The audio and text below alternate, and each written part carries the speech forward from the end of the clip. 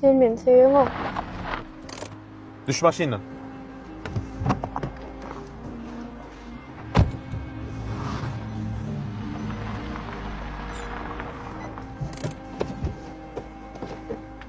Söýemok.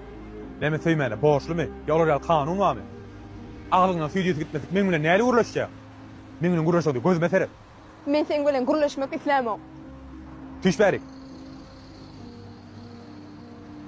İmene şöreň barmy? Hawa. Men bilen ýaşap ýörsiň dämi? Hawa. Giýmene şeň dämi? Hawa. Sen pikiriňçe nädip? Sen saýanda. Men saýamda men özüme bilýän. Sen näme pikir edýäň? Men näme edýän şu zatlary? Meni gyýda hökmünde owerýan üçin. Owerýän. Dogry. Men ýerdän agşamaçyn eşek ýaly işleýän. Kirhil ýagdaýlar adamlara gawat edýän. Bilýänmi näme üçin? Öz arzuwlum ýatdan çykyp siziň istegileriniňe öňde goýýan.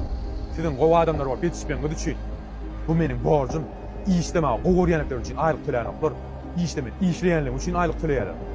Men sana näme borç bolsa berdim. Durmuşy berdim, durmuşy. Durmuşa tel söýýärlermi, söýenoklarmy diýip arzyp ýaşamallar. Adamlaryň sana insaf bilen garamaklaryny gadan.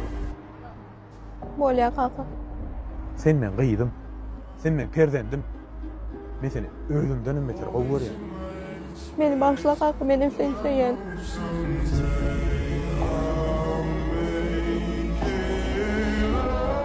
Ýörün, howlu goly.